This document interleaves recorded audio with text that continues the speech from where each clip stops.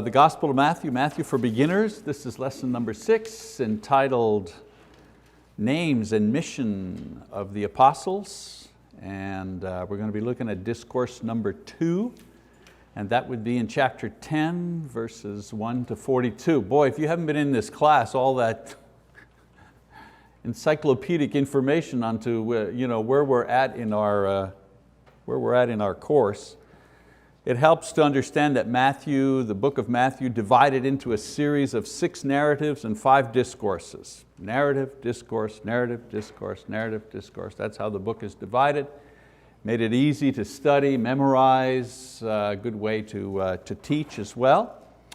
So there's a description of certain activity that's taking place. Those are the narratives. Those are followed by a section of direct teaching, what we call the discourses.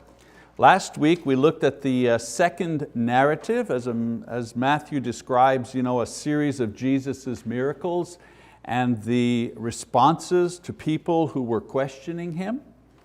And at the end of this section there were a few verses showing Jesus praying for people to respond to His call for discipleship in order to go out and reap the harvest of souls. So at the end, He's not just asking for people to respond to His message of the kingdom is coming, enter into the kingdom. He's actually asking for people to help Him gather the harvest of people that are waiting for the kingdom. So in that section, chapter 9, verses 35 to 38, it served as a kind of a bridge, if you wish, to the next discourse, where Jesus is going to select and instruct His disciples in the role of apostleship or messengers to the lost sheep of Israel. So in 9, 35, 38, pray to the Lord of harvests, that He sends out workers, the harvest is plentiful, the workers are few. And now when we move into chapter 10, we're going to see Him select certain workers and prepare them to go out. So let's go to chapter 10. I don't usually read a lot of the passages. I ask you to do that ahead of time, but just to set this up, let's read chapter 10, verse 1. And it says, Jesus summoned His 12 disciples and gave them authority over unclean spirits to cast them out and to heal every kind of disease and every kind of sickness. So now Matthew assumes the readers already know the 12 special disciples of Jesus. I mean, we know that He had many disciples, actually sent out more than 12 on one occasion, sent out 70 on one occasion, also sent them out with power. So there's a difference here between those 70 that He sent out and here in Matthew 10 talking about the 10. Here it says Jesus gives them authority, and that term denotes both power and the right to use the power. A little bit like the president in politics today is asking Congress for the right to use the power to go fight a certain war. Well, the same idea, to give authority means to give them the ability to exercise the power and the right to do it. Also, this demonstrates Jesus' deity. If somebody says, where does it say that Jesus is God? Where does it actually say that He's divine? Well, you could go to Matthew chapter 10, verse 1 and explain that someone who actually does miracles, all right, is doing so by the power of divinity. You can't do miracles if you're just an ordinary human being. We don't have that power, but God gives the power to somebody to do miracles. Well, that's one thing. But if you are giving the power to do miracles to another person, that denotes divinity. No one else is able to do that except God. He also says that power is over the spiritual realm, the ability to cast out demons, as well as the physical realm. In other words, Jesus is giving them authority over the spiritual realm as well as the physical realm in healing diseases and sicknesses and so on and so forth. Now we move on in chapter 10. Jesus gives the name of the disciples. He calls them apostles. Apostles means more than just a servant sent to deliver a message, because the word in general means a messenger, but here in this case It denotes a fully empowered representative or legate who acts for a lord or king, like an ambassador, right? The United States will send an ambassador somewhere. Well, that person is speaking on behalf of the president, on behalf of the nation, has power. Same idea here, okay? Sometimes this word, apostle, is used to refer to those who helped the apostles, like Barnabas in the book of Acts, refer to him sometimes as an apostle. But when that word is used in referring to the 12 or the 12 apostles, the Bible speaks of these special messengers. So what I'm trying to get at here in a long-winded way is that the word apostle all by itself can refer to somebody who's delivering a message, okay? But when it refers to the 12, it means something special. They were more than just messengers. They had a very special message and they were empowered in a special way. For example, they were the eyewitnesses and those who eyewitnessed the life and the death, the resurrection of Jesus. Not all the messengers had that experience, that they were there from the beginning when Jesus was baptized, witnessed that, witnessed His life, His miracles, and so on and so forth, witnessed His death, witnessed His resurrection. So when we're talking about the apostles, we're talking about the men that witnessed all those things. Secondly, we're talking about the ones to whom the responsibility was given to establish the church. Again, a lot of apostles, a lot of messengers out there, but the 12, they were the ones that established the church. They had the authority to appoint elders. In our Sunday class, talking about elders and deacons, it was those apostles that had the power to do these things. And also they were the ones through whom Jesus' instructions and teachings were not only conveyed to the people at the time, but were also recorded and confirmed for future generations. So they were messengers, but they were special messengers, empowered in a special way, having a very special experience, had been given a very special ministry. There were 14 apostles in all. Judas, one of the 12, was replaced by Matthias. And of course, Paul was called as an apostle to the Gentiles. There will never be any other apostles. I know that in some denominations, there are some people who call themselves Apostle Joe or Apostle Bill, and they can call themselves that. Maybe they're messengers. But there'll never be any apostles like these apostles here. Interesting the way they're grouped. The lists are usually grouped in pairs. Peter, whenever the apostles are listed, Peter's always first, Judas is always last.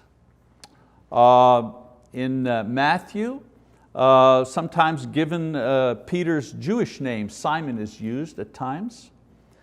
Andrew, Peter's brother, is listed along with him. Then you have James and John, another set of brothers. Then Philip and Bartholomew, sometimes referred to as Nathaniel. You kind of get confused sometimes. So Bartholomew, Nathaniel, this is the same guy, same person. Thomas, doubting Thomas, we know him from that. Matthew, the publican, Matthew, the one who's writing this particular gospel.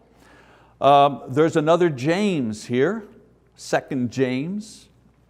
And Thaddeus is even more confusing because sometimes he's referred to as Lebbaeus or Judas, because Judas was a very common name at the time. Okay? So in different places they refer to Thaddeus by other names. So if you see a list and there's Judas and Judas, well, one of the Judas is the traitor, the other Judas is the apostle who has another name, Lebbaeus or Thaddeus. And then there's a second Simon, there's Simon Peter, okay? And then there's another Simon. He was from Canaan. He was from the land of Canaan. Peter was from Galilee. The second Simon was a zealot. He was a member of a sect, zealot. They were insurrectionists, basically. They were trying to overthrow Roman domination and so on and so forth. And then of course, Judas is mentioned last. Judas Iscariot means the man from Kerioth. Kerioth was his hometown, small village in Judea, so that's why he's called Judas. Should be Judas from Kerioth. And he was designated the traitor, and I've already mentioned Matthias and Paul later on. Some names are found in other lists with some kind of changed around, but as I said, Peter's always mentioned first, Judas is always mentioned last. Now, Jesus gives them in Matthew 10 instructions concerning their mission. I'm not going to read that long passage.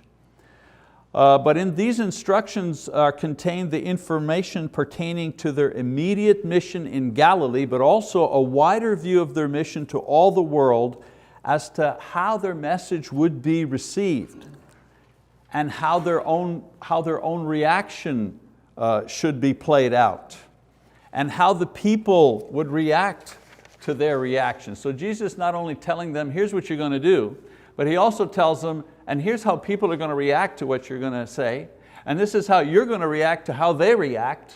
So He's kind of laying it all out for them so they won't be surprised. So the first task is their ministry to Israel. So Jesus begins by giving them instructions concerning their immediate work while He is still there. So here's what they had to do. First, they had to go only to the Jews, not the Gentiles, not the Samaritans, only the Jews. Verses 5 and 6, we read about that. The gospel and the kingdom was supposed to be first established among the Jews and then spread to all parts of the world. Acts chapter 1 verse 8 and then Romans chapter 1 verse 16. And someone will say, well, why? Why is it like that? Why not go to all the world right away? Well, it's like that because that was the fulfillment of Old Testament prophecy. In the Old Testament, the prophets said that the Messiah would come first to the Jews. It was the blessing, it was the reward. You people have carried the promise. You've borne the burden of bringing the Messiah into the world for generations, for centuries. Your reward, you get the first, He goes to you first, He's yours. It was a reward, He was going to be one of them. So that's why their first task is to go first to the Jews. Secondly, preach the kingdom of heaven is at hand. In other words, what are we going to say, Lord? What's the sermon? Well, the sermon is, get ready, the kingdom of heaven is at hand.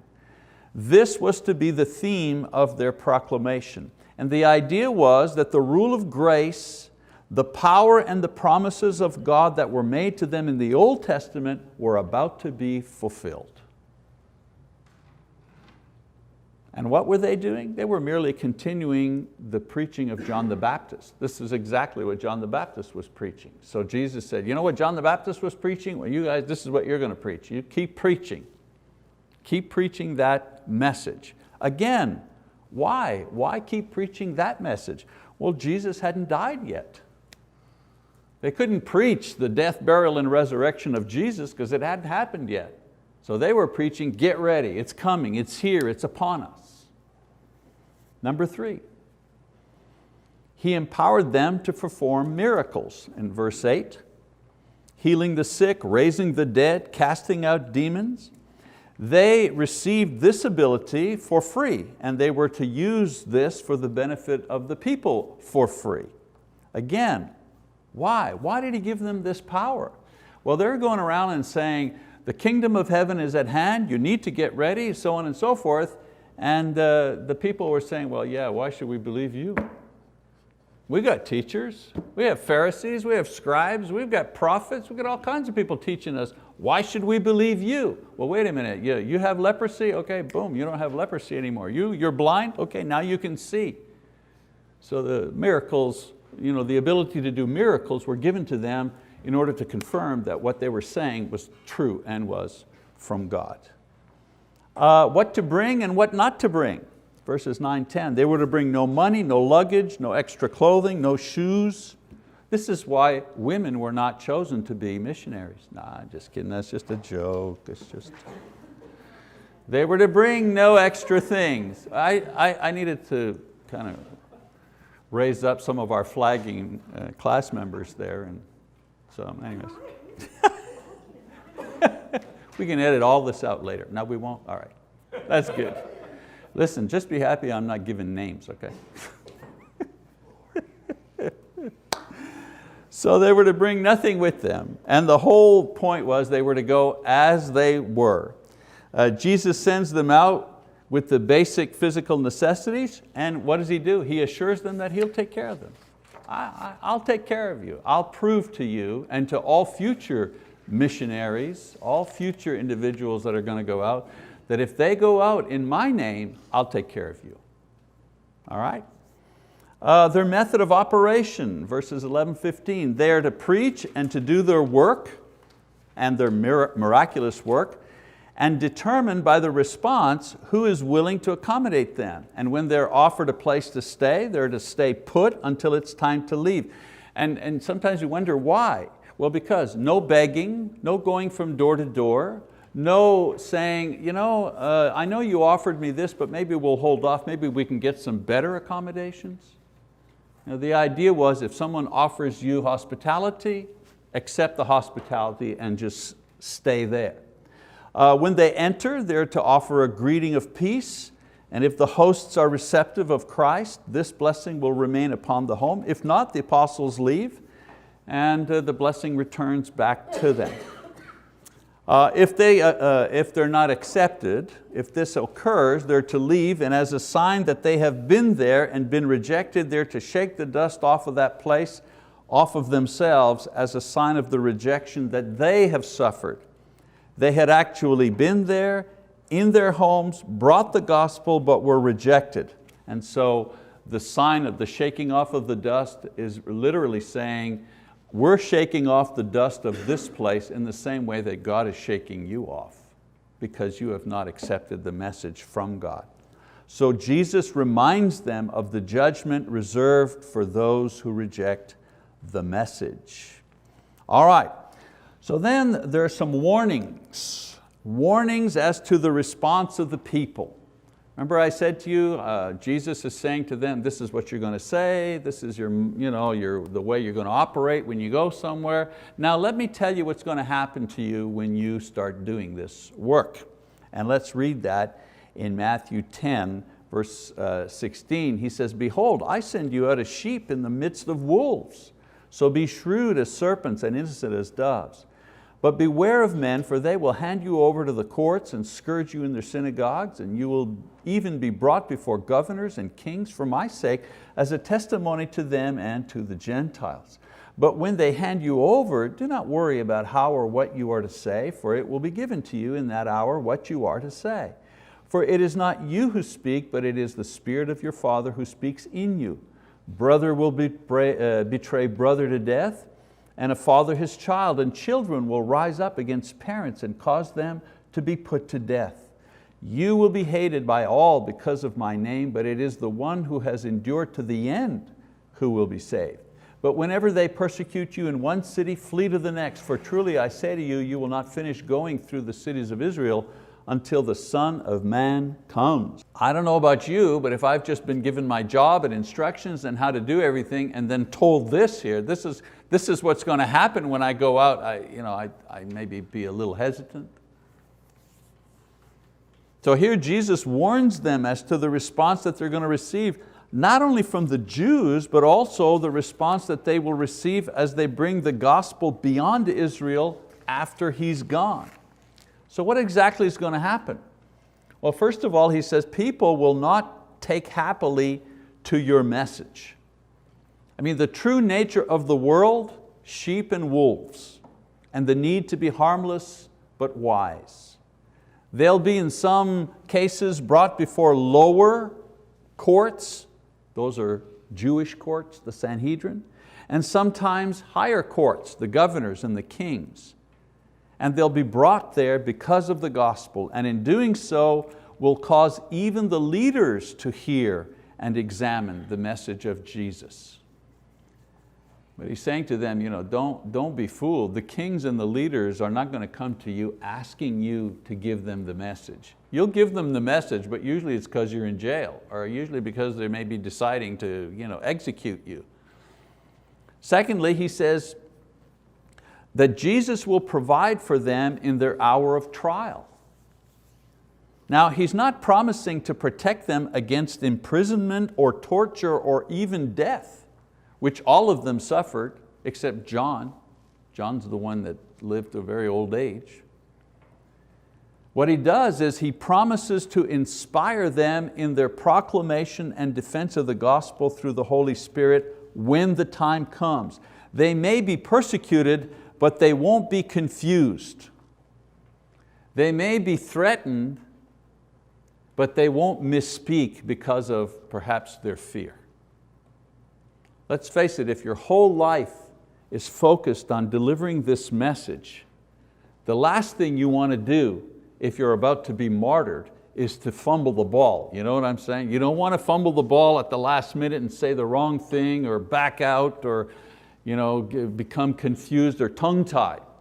So I said, don't worry about it. If it gets to that point, I'll make sure that you go out in glory. You will deliver the message correctly. The results of their preaching, he says the gospel will bring division. Isn't that wonderful? Isn't it nice if he would have said, boy, if you can just get this message out, everything would be great. What I find interesting is when people who don't believe in God have all these solutions about how everything all their solutions to social problems are going to bring all kinds of peace and harmony to society. And they think that's going to do it, when God says, if you bring the true solution from God, it'll cause division. So if human solutions, you know what I'm saying? If human promises can't bring unity, we shouldn't think that what God is bringing is going to fix everything. It's going to create division. That's what Jesus says. Don't be naive. They will be persecuted because of Christ, and the message is going to bring all kinds of problems to them. He says only those who persevere will be saved. It's not the call to apostleship that saves them, but it's faithfulness despite the persecution to the very end that saves them, just as perseverance saves us. I've often used this passage here to remind us that here Jesus is saying, you'll be beaten, you'll be whipped, you'll be imprisoned, you'll be tortured, but if you persevere right to the end, you'll be saved. Think about what he's just said. You're going to suffer all these things, and I'm saying to you, make sure you remain faithful through all of that turmoil, all of that suffering. Make sure you hang in there to the end, because if you do, you'll be saved. And in our experience, many times we see people who quit the church, who abandon everything, because somebody said something they didn't like. Or because they switched the worship time from 9 a.m. to 10:30 a.m. and they didn't like that. Or one of the elders didn't go to the hospital when they were having their foot surgery or something. Whatever. They got upset and they got mad at the church and they got mad at the preacher or something like that for some insult, some imagined hurt, or even a very real offense. Someone overlooked them or something like that, or was unkind to them. And in their minds, they think that this justifies their abandonment of their faith. And I like to point them to this passage here. If Jesus is saying to His apostles, look, you're going to be beaten and tortured and put in prison, and I'm telling you, you better hang in there till the end. Well, if they had to hang in there to the end through all of that, surely we, you see what I'm getting at? Surely we have to hang in there too, despite some of the offenses that we have to bear among one another. And I'll add only one other thing to that is, you can't put 300, 400, 500 sinners together in one place, ask them to interact with one another, and not create some sort of conflict from time to time. So, when you're tempted to quit or give up because of things like that, remember this passage. that others have been asked to bear under a whole lot more suffering than we have. So he prophesies here, by the way, that the destruction of the Jewish nation, which will happen in 70 AD, will occur before they will be able to bring the news to all of the towns. And when he says the Son of Man, when he uses that term, it's a term to point to judgment. In other words, he refers to himself, or he refers to the coming of the Son of Man. That doesn't necessarily mean the end of time. It means the coming of the Son of Man is a way to say judgment will come. And so throughout history, judgment has come at various times. To Sodom and Gomorrah, judgment came, and to the northern kingdom, judgment came, and the Son of Man came to Judea, the southern kingdom, when they fell into idolatry, and so on and so forth.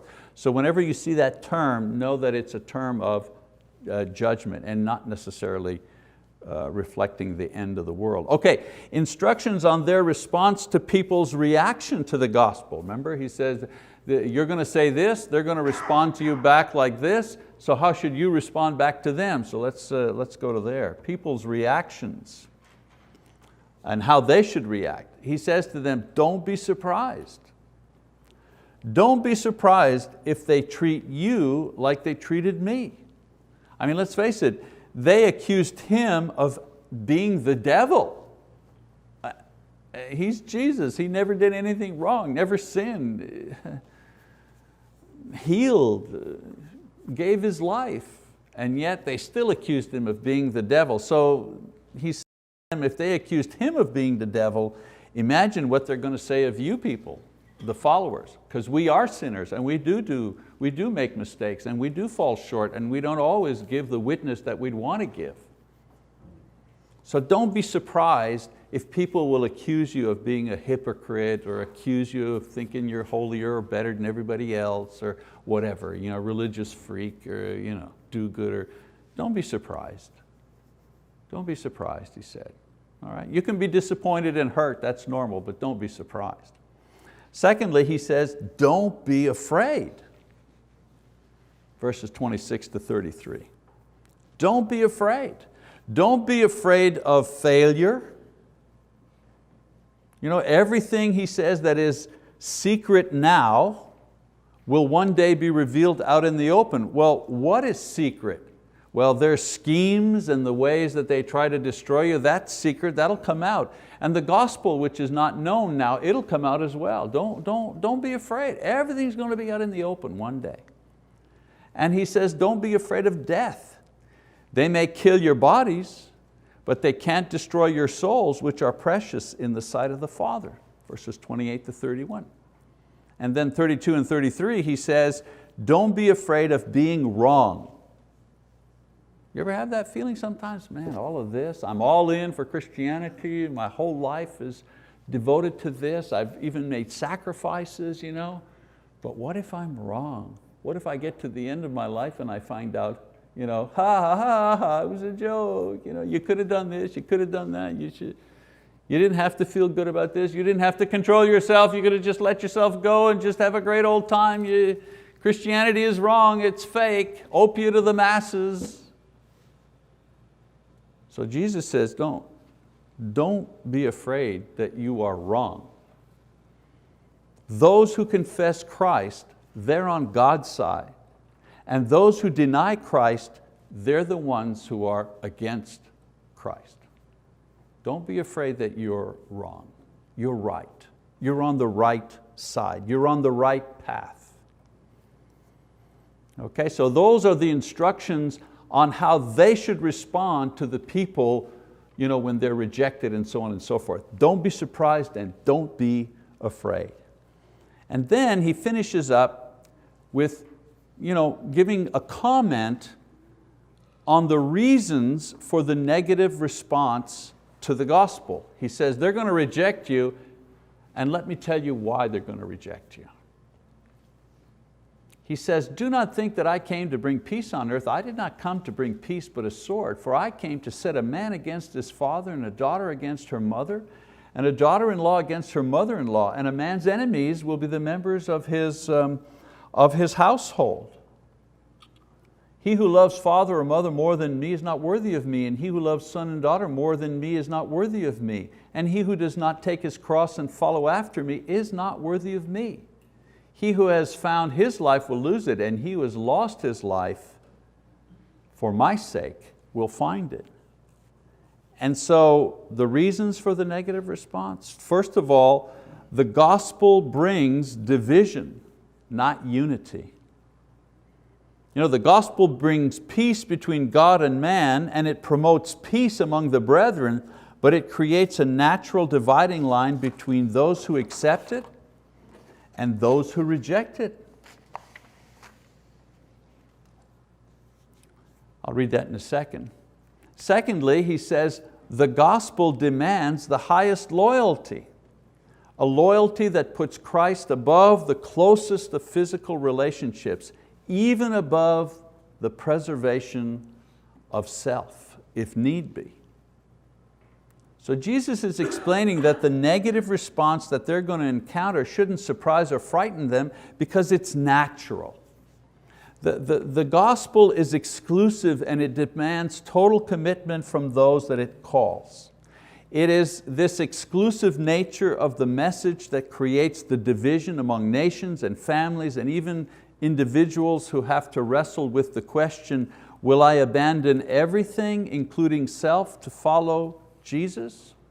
Hey, people were martyred, other people were angry with Christians in the first century, not because they were moral, not because they rescued abandoned babies, which was the practice in the day. If you had a baby you didn't want, you just left them out in the field. Not because Christians in the early Christians rescued these children, which was unheard of. Not because they refused to participate in the sexual perversions of the pagan religions of the time. They weren't hated because of that. They were hated because they said, there's only one God, and there's only one way to be with God through Jesus Christ. And all the other gods are just, they're nothing. They're nothing, they're just wood and stone, that's all they are. They have no life, they have no power, they cannot save you, they cannot give you anything, and you are doomed if those are your gods. Good luck with that. That's why they were hated.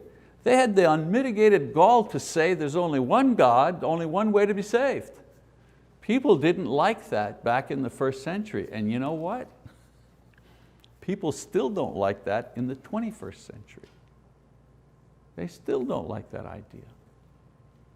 I've told you the story once when we were visiting people and we were talking about religion. They were friends of our children, and we had coffee with them. And oh, you're a minister? Yes. And then so of course all the questions, which church and blah, blah, blah. And then he asked me, he thought, oh, I'll get this guy, I'll show this minister. I'll say, so what do you think? Think all the Hindus are going to hell? And I said, yeah. Oh, wow. I mean, the way he asked me the question, he deserved the answer I gave him. Yeah, it's unfortunate, but yes. Well, why do you say that? Well, in Acts chapter 4, verse 12, it says there's only one name under heaven by which we can be saved. Seems to me that excludes everybody else. Now, to soften the blow, I said to him, you don't have to believe that. I'm not going to grab you and twist your arm. You don't have to believe that. All I'm telling you is, if you believe the Bible, then that's what the Bible says about salvation, that there's only one way to be with God. There's only one God, and there's only one way to be with Him, period. So yes, if Hindus continue to believe what they believe, and if Buddhists continue to believe what they believe, then yes, they're lost. Unfortunate? Absolutely. Horrendous? Of course. We're talking about incredible numbers of people. And they ask, how could God do such a thing? And I said, well, ask Him. Don't ask me. I haven't been given the job to do the judging. The only job I've been given is to do the proclaiming. And you're free to believe or not to believe. We never did have coffee after that. It didn't work, you know what I'm saying? It didn't work. But I just say that to underscore the idea that message, that exclusivity idea about Christianity still rankles and still stirs hatred today.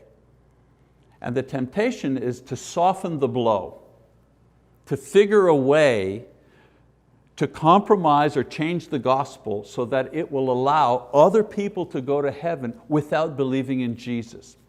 Sorry. You can have a religion that says that, but you can't base it on this book. That's the problem. And so Jesus says this, this is the problem. And then the second thing that we'll finish up with is the promise to those who respond, and that's in here. He says, he who receives you receives me, he who receives me receives him who sent me, he who receives a prophet in the name of a prophet shall receive a prophet's reward, and he who receives a righteous man in the name of a righteous man shall receive a righteous man's reward. And whoever in the name of a disciple gives to one of these little ones even a cup of cold water to drink, truly, I say to you, he shall not lose his reward. So the first thing he says, the gospel demands loyalty and it's exclusive. And then he says, here's the promise to those who respond. The promise of a reward not only to those who receive the message from the mouth of the apostles, but also who in turn pass along to others that message. That's why he says a prophet, he receives the message from a prophet, or he receives the message like a prophet gave it to another prophet and then he receives the message. He's talking about the long line of prophets and speakers and proclaimers throughout the history who are passing along the message from one generation to another. He said they're all blessed, even if it's 16 generations down and you've received the message, then you're still going to be blessed because you've received the message. In other words, you didn't receive it from the Son of God standing right in front of you like the apostles did. You've received it from 100 generations of prophets and teachers and preachers and so on and so forth. The message is still good. The message will still reward you. And anything you do in the name of Christ counts. Even a glass of cold water given counts. Counts in one way. Counts as pleasing to God. Now it doesn't mean the only thing we do is give out cold water. He's saying anything we do in the name of Jesus for someone else, even just giving a drink of water, counts with God more than building an entire hospital in the name of Joe Smith. Okay? And so the point he's getting at, of course, is Christ is the dividing line, always the dividing line, between mother and daughter, father and son, husband and wife, best friends, whatever. He's the dividing line. And we have to accept that idea that in our own lives, from time to time, that's the way it's going to be, and it's not easy. It's not easy. Okay, so I did say, I put in another slide here, I think, that said, all right, next week, let's go on to narrative number 3, Matthew 11, 1 to 12:50. There'll be 2 chapters. Okay, that's it for tonight. Thank you very much.